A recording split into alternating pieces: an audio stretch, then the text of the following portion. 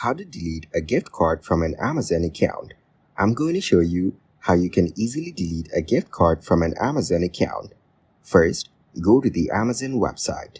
You can use any desktop or mobile web browser to remove your gift card from your account's payment methods. You can only remove your gift card if it is offered by MasterCard, Visa, American Express, etc. You will see the link to log in at the top right corner of the web browser. Now hover your cursor over Hello, your name in the top right corner of your web browser. Next, click your account on the right side of the menu under the header Your Account.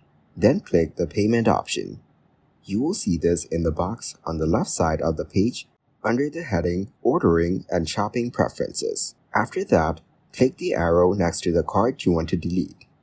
More options should drop down under the selected card. Click Remove next to the Edit button. Next, click Confirm Remove to confirm your action. The card will be removed from your account, but any pending payments to that card will not be cancelled. A window will pop up confirming that your card has been removed.